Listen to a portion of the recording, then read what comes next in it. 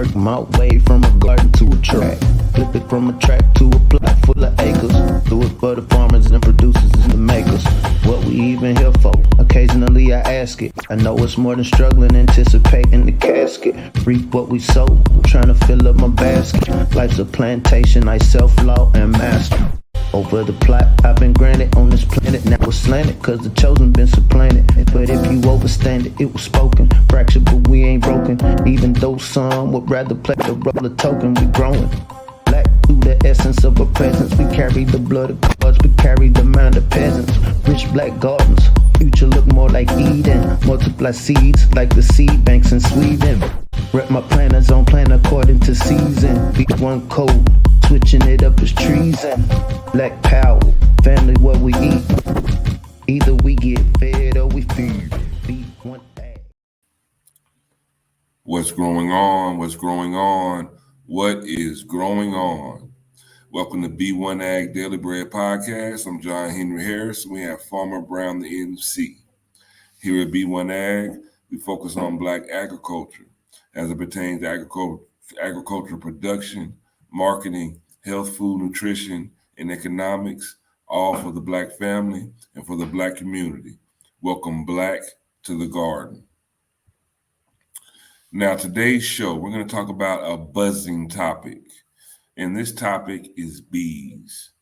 Now, bees are they're pollinators, and bees play a part in every single aspect of this ecosystem on this planet.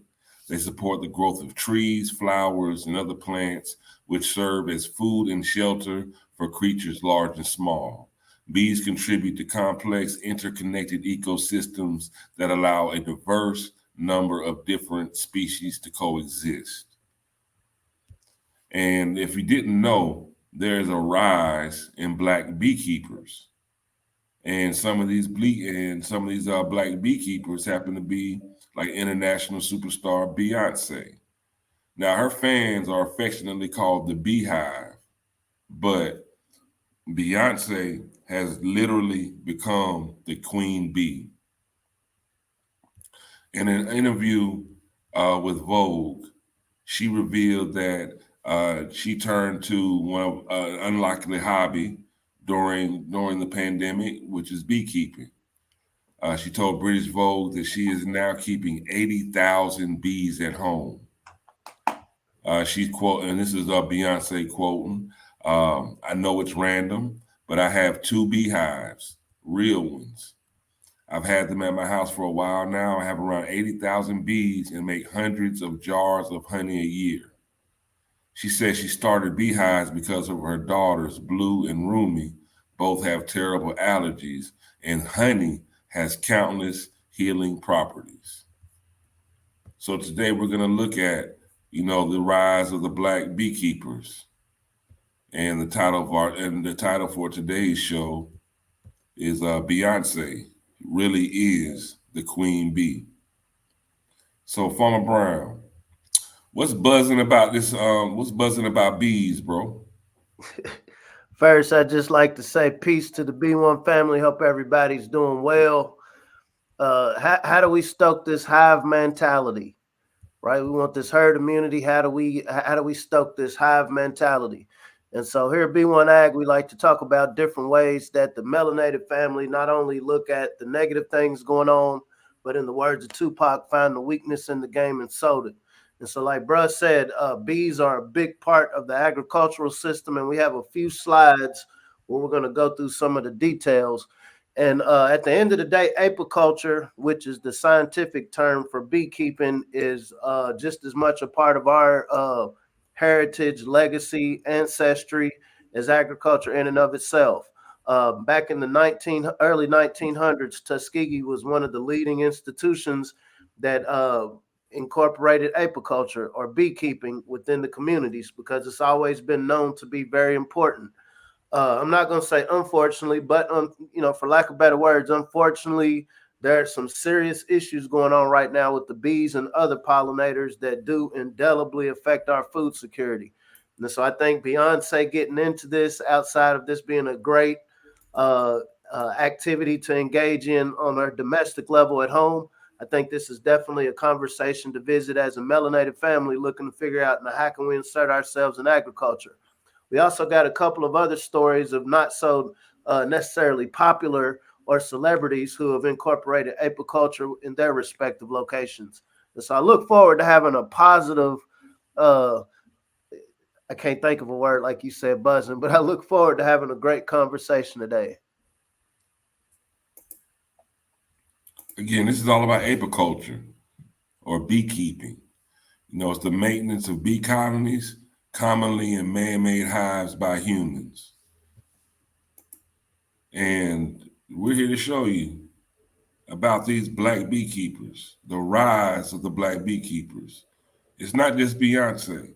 Morgan Freeman is also really has gotten heavily involved in the beekeeping and in the apiculture. And the importance is like the bees, they play such an important role in agriculture and just the balance of the whole planet. And that's what we're going to talk about and really get into more detail. If you could go to, and so with Beyonce's operation, before we go into the next slide, and so she specifically wants to get into hemp. I think in that same article you were quoting, she had actually come across CBD oil to address other health issues. And so once again, the entrepreneurial mindset. And so she's actually already invested in a watermelon cold press water company. And so when you think about Jay-Z being vested in simulated meats, he's also invested in vegan cookies. I'd love to be a fly or be on the wall in the Carter household to really, what are the conversations they're having? And a lot of times, fortunately or unfortunately, we look to a lot of these celebrity couples as icons, as examples of how we can apply this to our households. But I think the agricultural conversation going on in the Carter household is definitely one that you don't have to be a celebrity to be involved in. And like I said, we got some great stories, but involving hemp. Hemp is a very valuable plant. Outside of the fiber, it's good for the oil. It has a lot of healthy traits that make it a formidable crop for people either wanting to onboard into agriculture or people who already have land and resources to produce hemp. You can go to the next slide. So just to give a brief background, we like to stick to the science. And so within North America right now, there's between 115,000 to 125,000 beekeepers. The vast majority are hobbyists. They do this as a hobby, and this is anybody with less than 25 hives. The commercial beekeepers, those are those with 300 or more hives. Please. Many commercial beekeepers, and so when you think about, okay, how is it profitable to raise bees? And so many commercial beekeepers migrate their colonies during the year to provide pollination services to farmers to reach abundant sources of nectar. Like bro was saying, bees are very necessary for the pollination process. I'm not going to get into human biology, but the same way it takes a sperm and an egg to create offspring, that same process exists when you think about pollinators pollinating different plants to produce the necessary mechanisms to yield the fruits and vegetables that we eat. If you can go to the next slide. So to put this in perspective and for the entrepreneurial minded people, okay, obviously everybody ain't got a bag like Beyonce or Morgan Freeman to get into apiculture. But I do know personally some melanated sister up here. She's actually an elder, Miss Susan Miller in Kentucky. Her and her husband have a few hives and they rent their bees out. They do their own honey. She's definitely not Beyonce. I would say she's the Beyonce of the ag community up here. But saying that to say these are regular people with regular jobs, but because they already have an agricultural operation and produce, they work in the farmer's market. What this honey represents is a value-added product. Once again, here at B1AG, we look at what are the best ways to optimize whatever space you have. And so you really don't need a lot of space to raise these bees. And so the U.S. consumption reached 410 million pounds. This is 2010. So we know there's a growing population. There's a growing interest in the health benefits of honey. And so I would imagine this 410 million has reached at least 500 million by what we'll call 2021. This is according to the USDA's economic research. U.S. consumption is estimated at about 450 million pounds. Per capita, this is per individual, consumption of honey is about 1.3 pounds a year. Unfortunately, if you could take away that banner, we've been having this conversation about the supply chain disruptions. We've been having this conversation about, okay, as a melanated family, this is our opportunity to figure out how we can localize our food economies, whether it's in our city, whether it's in our state, whatever our respective regions. For us to have this food security that we desire and need to thrive, we're definitely going to have to localize. Saying that to say, when it comes to honey, with rising imports, the National Honeybee Board estimates that between 2/3 or 3/4 of honey consumed in the U.S. is now imported. And this is 2014. And so if we look at we're in 2021 going into 2022, these numbers increase. We're becoming more and more dependent on external producers for things that we have 1.9 billion acres here. And so the space exists for us to be able to raise bees. Like I said, beekeeping within the melanated community isn't a new thing. At the same time, we talk about the Great Migration, where a lot of melanated families went up north during the Industrial Revolution and left the farms. The same dynamic existed with beekeeping. And so what we're hoping with this Beyonce story, with people like Morgan Freeman and some of the other stories we'll have, we're hoping that some of us will be inspired. Maybe we might not be green thumbs, we might not want to get out in the gardening, but something like learning apiculture. And this actually works well with kids. And so, bro, if you wanted to go through some of these numbers.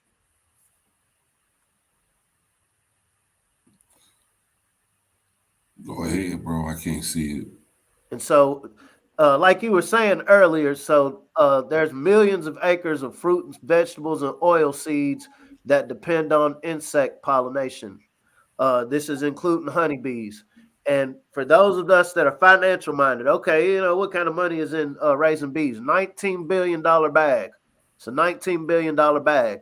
Are we saying that everybody that gets involved in raising bees is just, going to come up with six-figure salaries? Not saying that at all, but there is market potential. As Beyonce stated, she understands that there's health benefits of raising her own honey at home. Maybe she's wanting to get into business, or maybe she sees the personal value. But there is value in raising bees. There are necessary trainings you would have to have. There is some level of experience. I know at Kentucky State University, where I'm in the cooperative extension office, we do have actual classes based around apiculture. Most of your 1890s land grant institutions, more than likely, they will have an apiculture course. Like I said, this is becoming a very popular concept, not just because of the economic benefit of it, but also the ecological need. When we think about crop dependence, and so my children have never drank dairy milk. We all we give them is almond milk, and so the almond crop is entirely dependent on honeybee pollination. Without honeybees, there will be no almonds. More than 80% of the world's almonds are produced in California. To pollinate California's 790,000 acres of almonds, it requires more than 1 million colonies of honeybees. So And then outside of the honeybees produce beeswax. Now I know it's become more popular to wear your hair natural now. And one of the key ingredients to doing your dreadlocks is the beeswax. I know I've had dreadlocks, and that beeswax is key in black hair care. And also not even just for dreads, but as far as the healing properties, honey is also used just in hair care products, across the board. Health and beauty products, honey is a major ingredient. It's one of the more productive products that we have on this planet is honey. It's used in medicines. It's used in health and beauty. It's used just as a food, as a sweetener. It's a very, very important product. And then the bees themselves, they're literally strands that are holding this ecological system together. To the next slide. So when we think about this, there's a downside with anything. And so this is according to Jeffrey Williams, assistant professor of entomology at Auburn. Beekeepers of all types consistently lose a high number of colonies each year, which puts a heavy burden on many of them to recoup those losses. We have these conversations about certain factions that buy up hundreds of thousands of acres of land to do research. When we do our healthyblackfood.com course, a lot of our students, we had a great build last night. They want to grow healthy. They want to grow organic. They want to minimize chemical inputs into their operation. Unfortunately, the large scale mainstream agriculture in North America right now is heavily dependent upon pesticides and herbicides. And so when we think about, once again, the value in people keeping bees, these insecticides and herbicides are directly linked to the decline in bee population. Diseases and mites, they negatively impact the bees. Pollution, climate change. All of these are factors that are affecting these bee colonies. What do they say? You are what you eat. And so I have these thousands of acres of GMO corn or GMO soy or whatever. These bees are taking a piece of that. What I can tell you with these GMOs, the way some of these pesticides work is basically crystals. And so when these insects eat these crystals, they eat up their insides. And so that's the effect it has. And so, yeah, on one end, I protected this crop from, the beetles or worms, but then the bees and other pollinators that are come are eating this same chemical, which in turn is killing them. And so once again, we run into this quagmire. And this is why here at B1AG, we like to talk about this concept of research.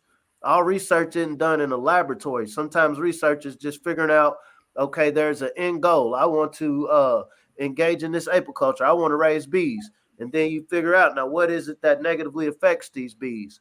What are the resources I have available to make sure that insecticides aren't used? Maybe there's a clause with whoever I'm contracting with, like, okay, I'm not going to bring my bees to your operation if you've used certain herbicides or pesticides. So once again, these are more detailed conversations, but these are definitely things to think about if you're interested in getting into beekeeping. And then, once again, when we think about the ecology, when we think about the trend of where everything was going, we were talking briefly yesterday. I saw that Kyrie Irving said he's more likely to get the gene therapy if it's plant-based. And so just by him saying that, really just looking at it financially, there's going to be a large incentive for, modifying a lot of the crops and farmland in North America in years to come. And so we do have to think about, now, how is this going to affect the pollinators? Are the pollinators going to be going around having slices of mRNA that they're pollinating? And so I'm being funny, but not. These are definitely things to think about. If you can go to the next slide. So like we said, you don't have to be a celebrity, but Morgan Freeman, this was back in 2014, he imported 26 beehives from Arkansas to turn his 124-acre ranch into a full-time bee farm. So like I said, he had 124 acres that he could allocate for the specific goal of raising bees. Go to the next slide. So this is Tamika Chang. She's also known as the Black Beekeeper, founder of Holland Homestead. And so once again, you don't have to be a superstar, and there are melanated people within their ranks that are superstars within this industry. Just like mainstream agriculture, melanated farmers represent less than 1.4% of primary operators of agricultural products, such as your crops or your livestock. Unfortunately, this same dynamic exists within beekeeping. And so there's a small percentage. It's small, but very powerful. And once again, our hope at B1AG is wherever you're at, you're having these conversations, identifying, is this something I want to get into? And so Tamika, she actually has fresh AF products such as local New Jersey honey, homemade soaps, and lip balms. So once again, like bro was saying, there's other values to honey outside of just, the honey that we think of. There's other values to the bees and raising bees than just the consumable products. We can go to the next slide. So this is a couple out of Detroit, and they had decided to combat the neighborhood blight of we got a lot of distressed properties.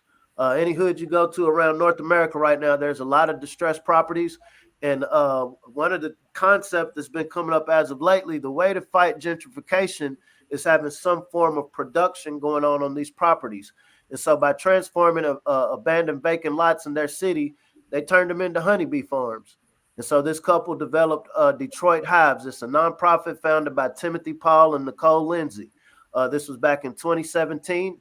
And like I said, simple, stupid. They found a niche in the game and sold it. Okay, maybe we can't grow a lot of crops in these vacant lots, but we can raise honey. And so this family right here, they were actually on Shark Tank. And so when their son had seasonal allergies similar to Beyonce, they became unbearable. Summer and Cam Johnson turned their search for a cure into a family-run honey business.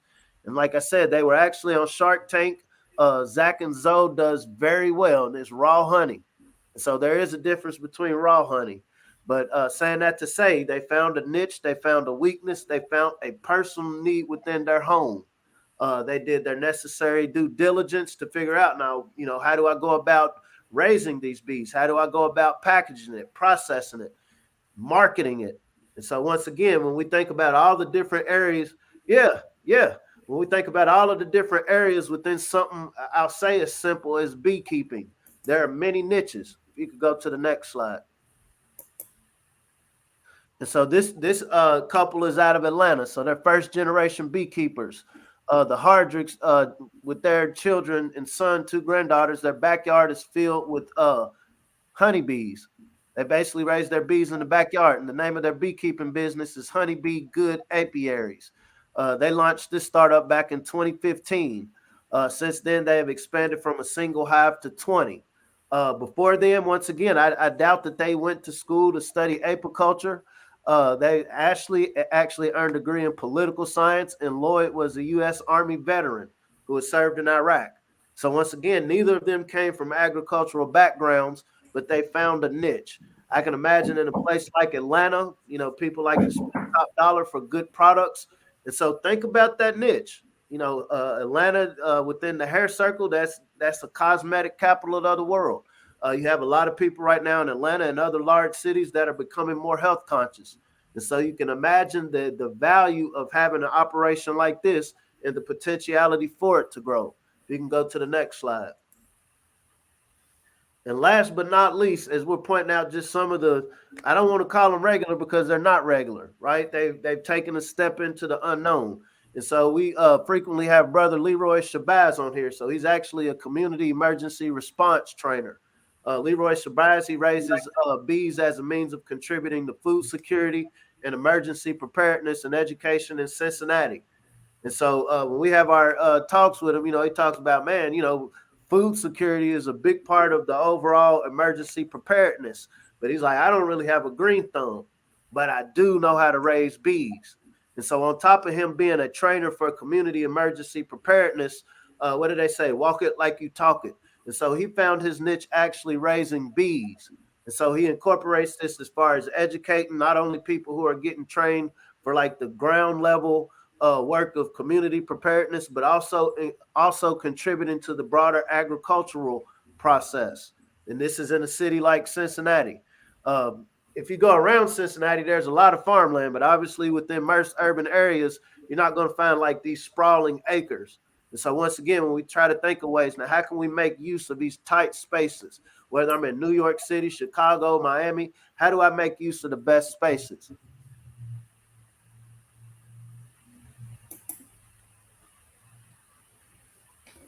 Bees, bees, bees. Like it's a lot of big business with the bees. They're important. They're an important link. They're important. The products that the bees help produce themselves with the honey from the honeycomb to just regular trees, just helping pollinate other plants, helping the trees grow. They're an important part of this ecological system, just like you and I are. We are. But that bee, is just something about that bee.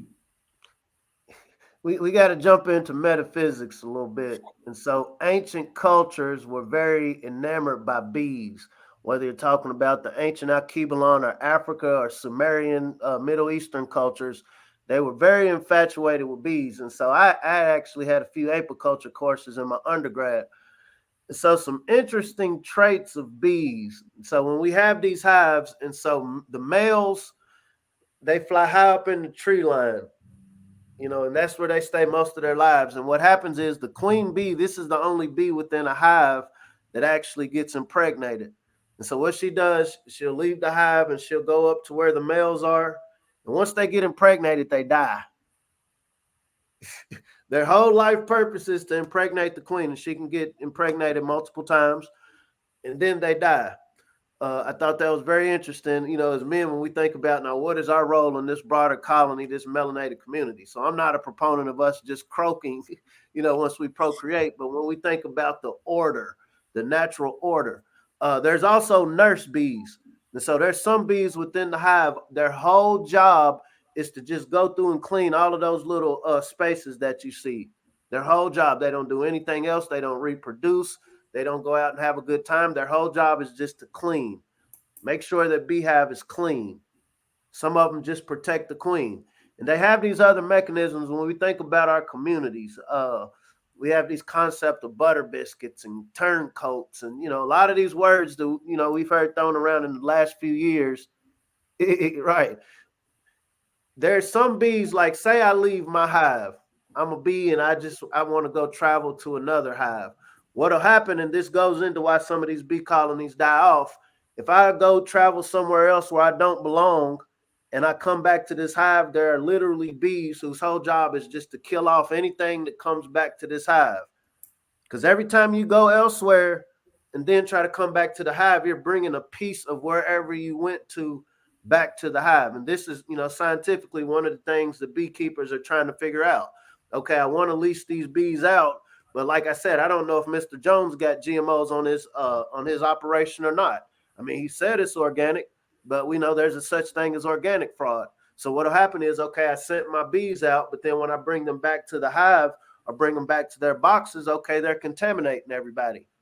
So once again, in a natural beehive setting, there are literally bees that stand outside to make sure, no, you're not about to come in here and contaminate the hive.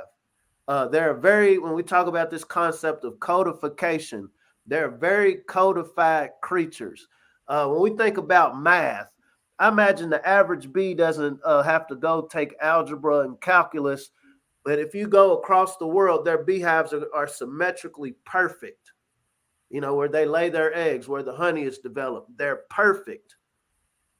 Insects can do this. You have to, sometimes we tend to look at animals or insects that's beneath us as humans. You have to ask, like, man, if they can be that codified, where are we lacking? Sometimes if you fly over certain locations, you see the natural pattern of how humans develop civilizations. They're almost similar to beehives. And so when we have this B1AG conversation, it's really trying to figure out, literally and metaphorically speaking, how do we create this hive? How do we create this protective space where melanated lives can thrive? And we know a big part of that is a bee is constantly working. Bees there's some bees like they spend their whole life flying, pollinating, gathering nectar. That's all they do. And then, once they exhaust, they croak. But they've served a purpose. And the whole purpose is perpetuating the hive. There are some, not to get too environmentally friendly, but there are some people that see domestic beekeeping as negative, because once again, there is this thing of you're taking an otherwise natural organism and putting it in an unnatural setting, almost akin to, say, a zoo. To some people, zoos are great. It helps teach kids. It helps you kind of appreciate the animals. And so with anything, there's always going to be a downside. For the sake of our conversation, though, considering all of the unnatural things going on with the pollinators, the way modern commercial agriculture has disrupted the ecosystem, this is ecologically necessary for more people to get into raising bees. And once again, the science of it, the research in it, the challenge is, now how can I raise these bees in the most natural type of setting? How can I make sure these bees don't get off code and go bring back germs and bacteria and viruses from other hives or other plots where they've traveled? So once again, when we talk about healthyblackfood.com, that is obviously focused around gardening, but I think this principle applies whether you're talking about raising animals, whether you're raising plants or raising something like bees. When you understand the essence of what the thing does, this thing for this conversation is bees. What does this bee do? Is it just something that goes around and stings people? Absolutely not. This is actually, like you said, majority of the crops in around the world, bees are needed to make these crops work. And so once again, as a melanated family, I think each of us individually can learn something from the different types of bees because all bees aren't the same. And so it's really figuring out now where do I represent within this broader hive of the melanated community. When I going back to this conversation, how we started around Beyonce, what did they call her? The Queen Bee. And so there is a clinical concept called the Queen Bee syndrome. And this is another interesting thing about the bees. So the Queen Bee, as they age, they fight. They have to fight for who's going to be the queen of that particular hive. And the one that loses, your time is done. And so there is a real dynamic between, claiming your fame, between securing your position within a hive. Are we promoting for our women to go crazy and go at each other? Not at all. When we think about this essence of competition, I know somebody said, man, attention is the new currency, right? But when I think about Beyonce and the value and the attention she's gotten because of raising bees, I think this is a great, formidable challenge. I would love to see, sisters and brothers around the diaspora like, man, I bet I can raise more bees than you. I bet I can raise my bees to be healthier than yours. I bet I can help more of these melanated people who's going to go into growing their own food. I bet I can help them by leasing out, providing different services with these bees I raise. So once again, it's raising our consciousness, raising our level when we talk about competition. It's raising the standards for ourselves. And once again, just like plant and crop production, this is something our ancestors already did long ago. And so once again, how do we revisit this and make this a bigger part of our culture? And it's a very important part of our culture because the bees, they are so important because they pollinate most of our food sources. They help our food sources grow. So anything that can help us grow, we need to nurture that, maintain that, and also make sure that these bees and their colonies stay healthy. I think this is a great show, man. Me personally, like, instead of using sugar, I'll replace sugar in a lot of I like to cook. So instead of using sugar, I will use honey as a sweetener. The health benefits of that, the healing properties of honey, and just the fact just trying to keep my blood sugar down, by using something as natural as honey is very beneficial. So I really do challenge our viewers just to look into the properties, the healing properties, and the different ways to incorporate honey into your diet, and you will find yourself being a lot healthier. And I will say there are different type of bees. Bees do sting. I never forget. This was a life lesson for me. I think you know what I'm gonna tell you about. Yes, I And do. so I was mowing out at the farm, and this is, wasn't nobody around, right? So I was mowing out at the farm on one of the riding mowers, and I went over, there's these ground bees, and so they don't have hives and trees, they're underground. And I remember I mowed over it, and I saw one of them fly. I didn't think nothing, so I did one pass. And then I came back, and man, they lit me up. And there was nobody around to help. The other day I was talking about, my mom says, act like nobody but you and God. I'm literally in the middle of this field, and it had to have been a dozen of them just zapping me. And, one end I'm like, I'm screaming, sweating, running in circles, and they just nobody to run and tell. I'm laughing about it, but sometimes we have to apply this to the situation we're going through. Sometimes there's nobody to run and tell. You just got to endure the stings. I can't get mad at these bees. They were defending their home. I'm just doing my job mowing. I know I got to mow this area. I encroached on your home, and them bees was codified. And they made sure next time, bro, when you roll past here, I bet you're going to look down in this ground. I bet you're going to You're going to practice some get back. That was one life lesson I learned. But on the positive end, so I remember this is actually my first research I had done at K-State, and it was different cover crops, specifically alfalfa and buckwheat. And I remember it was a white boy training me, and I remember he walked through these rows of buckwheat, and it would be like thousands of bees. And me, I'm still new into agriculture, so I'm like, dude, I ain't and didn't have any sort of equipment on or anything. And I'm thinking like, man, I'm not about to walk through there. But he's walking through just as peacefully. And he's like, well, Trevor, you man, walk through, man. They're not gonna do nothing. So me, the competitor in me is like, man, I'm not about to let him chump me. I don't want these bees to sting me. But I dropped the fear. I'm like, this white boy can do it.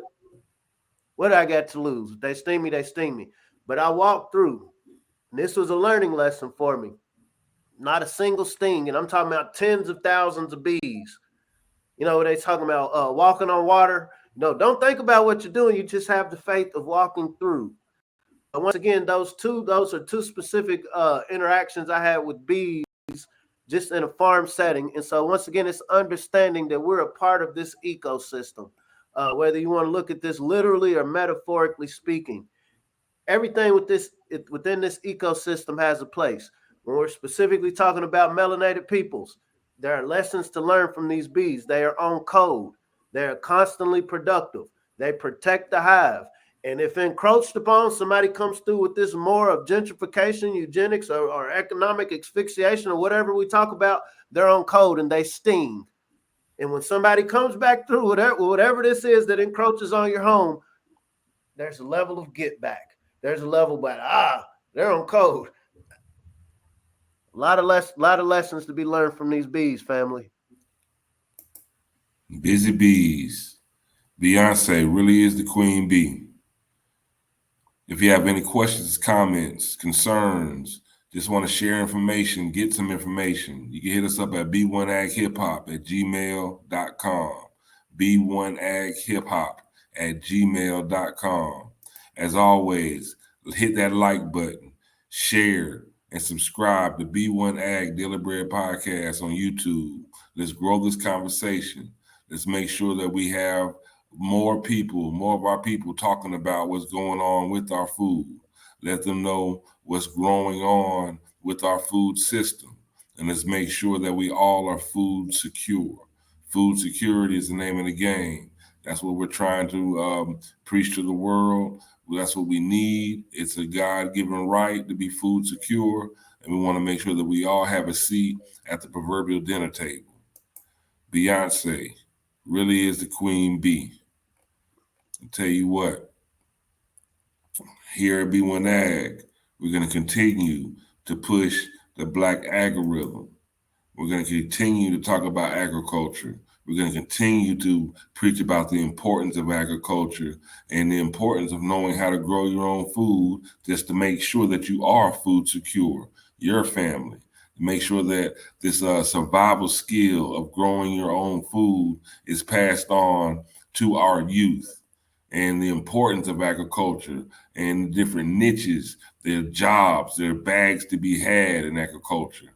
And we're going to keep pushing this algorithm and fighting against the algorithm. Pushing the Black algorithm. Ancestors, they mastered the systems. We raising your bosses, no victims. Planting that knowledge curriculum. Blessing the roots with the nutrients. The darker the berry, black Nubian. Dropping receipts like I'm Julian. The streets with that food like Peruvian. Trapping the merch and the fruits and the veggies. CSA boxes, my package is heavy. Ship across town in the bed of my Chevy. Printing them up, growing hard for that baby. If you stay ready, you ain't gotta scramble. Bet on black farmers and growers, no gamble. Reclaiming our pain cause the game is in shambles. Blessed with that melanin, carry the mantle. Mothers and fathers of civilization. Black to the garden with food cultivation. Building back better through black innovation. B1 community growing the nation. Genetically designed to be the dopest. Stoking that growth mindset. Codified, now we focus. Farming on back on track. Feed the fam, break bread with them. Pushing that B1 algorithm. Now watch me get them. Watch me get them. Pushing that B1 algorithm. Feed the fam, break bread with them. Pushing that B1 algorithm. Watch me get 'em, watch me get 'em. That bitch in the B1AG algorithm. Let's all do our part. Let's all do our part in making sure that we have food security for our families, for our communities, for our regions, for the world. Many hands make light work. Never forget that. It's a daunting task to make sure that no one is hungry. But if we all put our prints in the mud, if we all put our shovels in the ground, many hands make light work.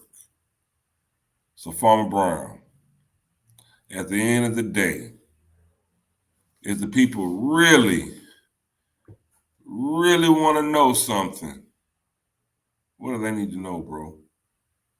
If you really want to know something, we got to be easy about that B1 business and learn how to grow something. There it is. Hey, we made it through another week, heading to the weekend. Be safe. Be safe.